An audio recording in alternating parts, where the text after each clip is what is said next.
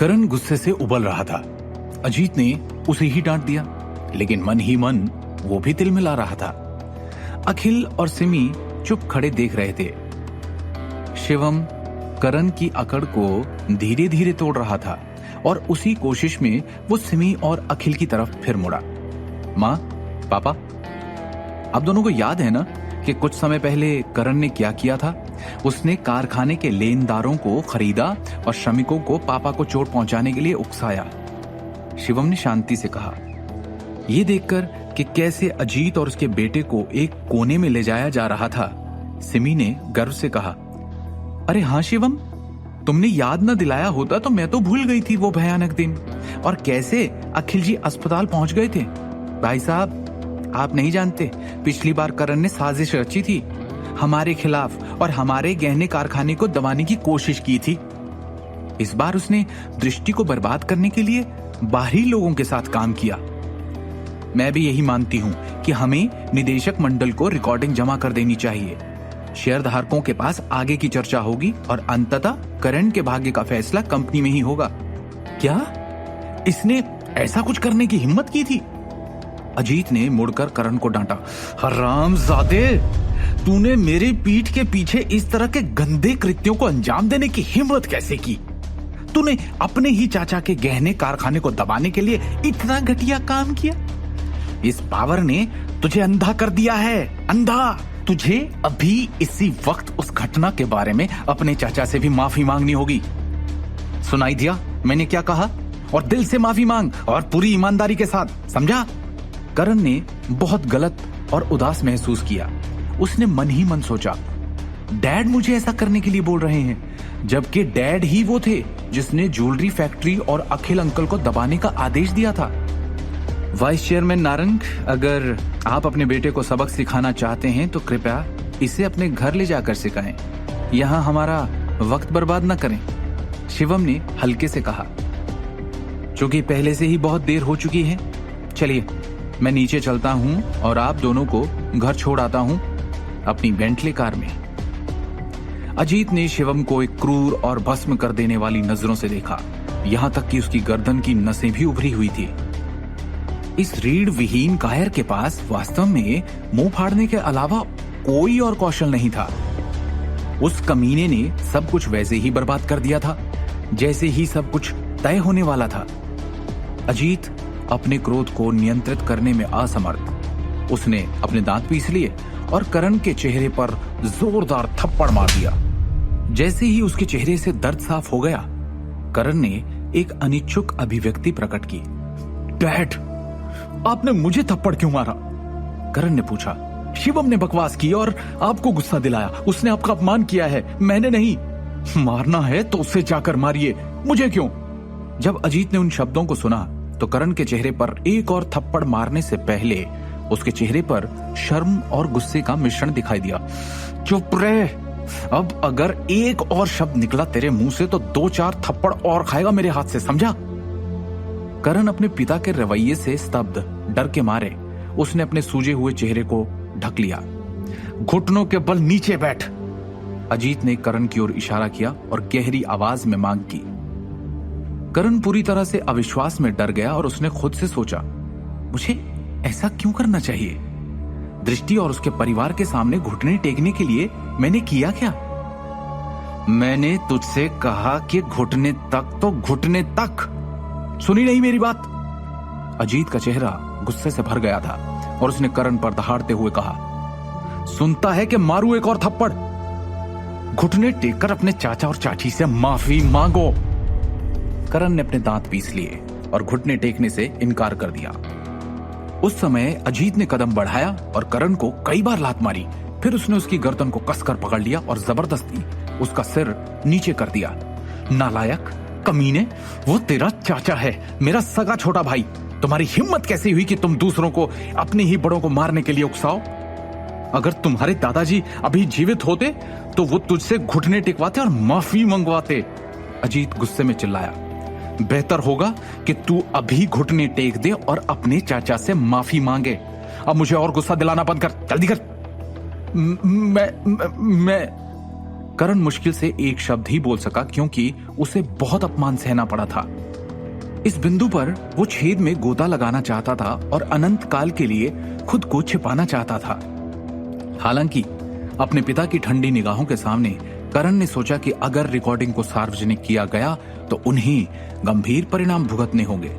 इस प्रकार उसने अपने दांत पीस लिए और अपने घुटनों के बल बैठ गया और आत्मसमर्पण किया।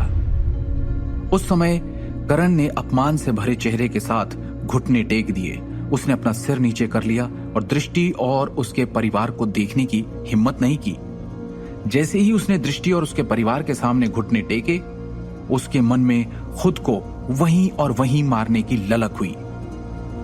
चुप क्यों बैठा है? तुझे नहीं पता क्या और कैसे बोलना है? अजीत ने जमकर कहा। एक गहरी सांस लेने के बाद करण ने अपने निचले होंठ को कुतरते हुए कहा, अंकल आंटी, ये सब मेरी गलती थी, मुझे खेद है। यह दृश्य देखकर शिवम के मुंह का कोना कोना संतुष्टि से भर गया। अखिल और उसकी पत्नी इस जीत से खुश थे और दृष्टि को लगा जैसे उसके कंधों से एक बड़ा बोझ उतर गया हो। यह दृश्य बहुत ही संतोषजनक था। इस करण ने न जाने कितनी ही बार उन लोगों का उपहास किया था और पता नहीं उसने कितनी बार उसके परिवार के खिलाफ साजिश रची थी। हालांकि उसने कभी भी इस दिन के आने की उम्मीद नहीं की थी।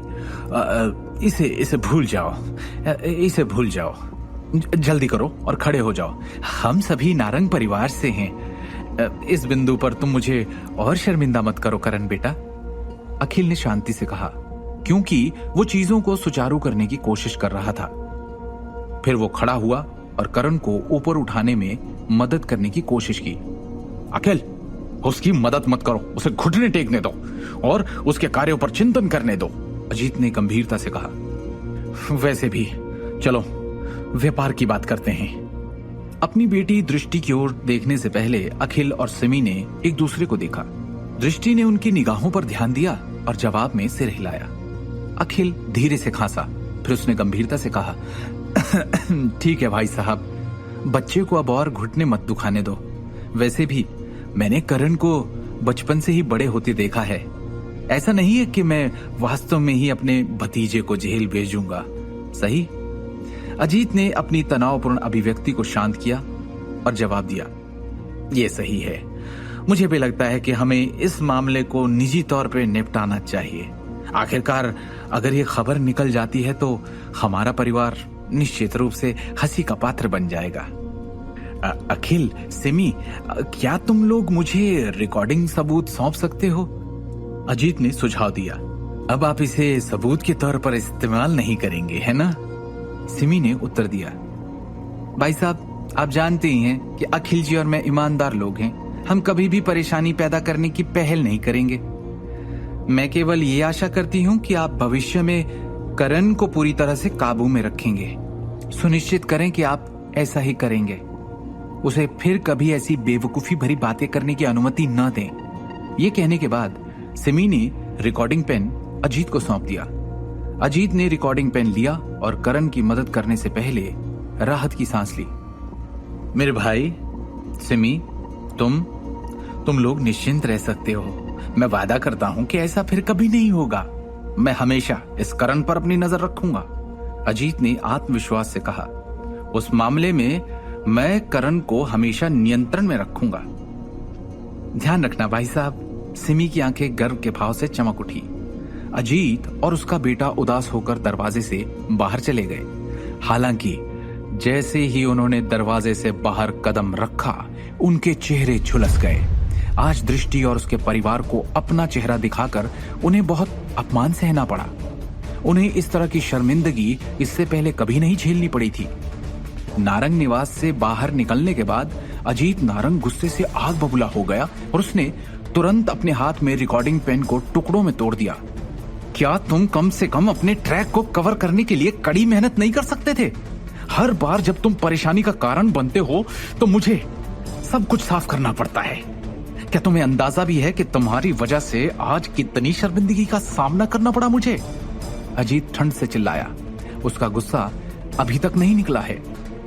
डैड, मैं, करण ने अपने शब्दों में कहा। हालांकि वो रोना चाहता था, लेकिन उसके आंसू नहीं निकले।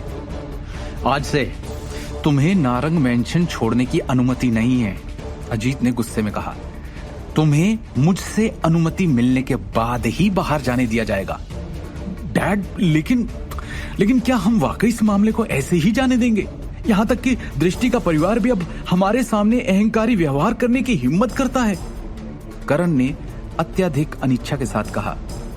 जहां तक उस कचरी की बात है शिवम, आज मुझे इस तरह अपमानित करने के बाद मैं उसे कभी चैन से नहीं जीने दूंगा। इस बात को जाने दो। अजीत ने अंततः अपने क्रोध का दम तोड़ दिया और भारी सांस ली। इस समय उसकी आंखें खून से लथपथ थी। ऐसा लग रहा था जैसे वो फटने वाली हो। अजीत ने जमकर कहा, आज का अपमान मैं कभी नहीं भूलूंगा। मैं अखिल और उसके परिवार के साथ उस कचरे के डिब्बे शिवम को इस अपमान का 100 गुना लौटा दूंगा। मैंने पहले ही तुम्हारी मां से तनेजा परिवार के पुराने मालिक से बात करने और समूह पर नियंत्रण पाने के तरीके के बारे में सोचने के लिए कहा है। जब यह मामला आखिरकार सुलझ जाएगा और जब हमारा परिवार हमारी ताकत वापस ले लेगा, मैं अपने भाई अखिल के परिवार को नष्ट करने के लिए जो कुछ भी कर सकता हूं वो करूंगा, अजीत ने घृणा से कहा। अपने आप को घृणा के पुल में डुबोने के बाद अजीत और उसका बेटा कार में चढ़ गए और नारंग मेंशन वापस लौट गए। दृष्टि का घर। सिमी क्षण भर के उत्साह में 2 जेड शेरों को अपनी हथेलियों में पकड़े हुए, अपनी आंखें मूंद कर और मेज पर एक पहाड़ की तरह ऊंचे चमकीले नोटों को देखकर वो आज बादलों में तैर रही है, ऐसा लग रहा था। यकीन नहीं होता, कभी नहीं सोचा था कि वो दिन आएगा जब भाई साहब और उनका बेटा सिर झुकाएगा और हमारे परिवार के सामने माफी मांगेगा, सिमी ने गर्व के साथ कहा। दृष्टि ने भी एक उज्जवल मुस्कान के साथ कहा, ये सही है, हमारे परिवार को आखिरकार न्याय मिल गया है। इसी तरह अखिल ने संतुष्टि का एक रूप प्रकट किया। आखिर पिछले कई सालों के संघर्ष से उनके दिल में जो आक्रोश जमा हुआ था उसे आखिरकार उन्होंने निकाल ही दिया था। मेरी बेटी ने सब कुछ संभव कर दिखाया, सिमी ने कहा और उसकी हंसी फूट पड़ी। भाई साहब का परिवार अब हमें कभी अपमानित करने की हिम्मत नहीं करेगा। वो वास्तव में व्यक्तिगत रूप से हमारे घर आए, उनके गलत कामों की भरपाई की, यहाँ तक कि हमसे माफी मांगने के लिए घुटने तक टेक दिए। दृष्टि, तुझे निश्चित रूप से अब से कंपनी में अत्यंत सावधानी के साथ काम करना होगा।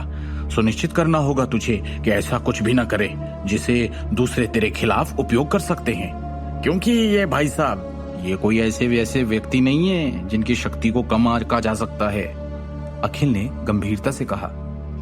ये सही है, भाई साहब न केवल सतह पर बल्कि पर्दे के पीछे भी अभिनय करने में माहिर हैं। वो निश्चित रूप से इस मामले को आसानी से नहीं जाने देंगे, सिमी ने गंभीर स्वर में चेतावनी दी। हालांकि हमारी बेटी अब निगम की एक लोकप्रिय सदस्य है, क्योंकि उसने पहले ही पूरे के पूरे प्रांत के आभूषण उद्योग में अपना नाम बना लिया है, इसलिए भाई साहब के लिए हमारे परिवार के साथ कुछ और उल्टा सीधा करना अब इतना आसान नहीं होगा। जैसे ही वो बोल रही थी, सिमी ने अचानक कुछ सोचा, फिर उसने शिवम को अधीरता से देखा और कहा, आज तुम्हें सबके सामने बात करने की अनुमति किसने दी? क्योंकि तुम्हारे पास कोई क्षमता नहीं है, इसलिए तुम्हें अपने उस कार्य को करने के लिए दृष्टि के नाम और स्थिति पर निर्भर रहना पड़ा। दृष्टि ने एक शब्द भी नहीं बोला, फिर भी तुमने उसकी ओर से बोलने का दावा किया। दृष्टि ने चौंक कर शिवम की तरफ देखा और अखिल ने सिमी की तरफ। उसे समझ नहीं आया कि सिमी ने अचानक ऐसा क्यों कहा। क्या चल रहा था सिमी के दिमाग में? अजीत और करण के सामने शिवम के पक्ष में बोलने के बाद अचानक से वो शिवम पर भड़क क्यों पड़ी? कहीं वो फिर से शिवम और दृष्टि के तलाक का मामला तो नहीं उठाना चाहती? क्या करेगा अजीत और उसका बेटा करण आज हुए इस गंभीर अपमान का बदला लेने के लिए? शिवम द हिडन वॉरियर के सारे एपिसोड्स को सुनने के लिए डिस्क्रिप्शन में दी लिंक से डाउनलोड करें पॉकेट FM ऐप।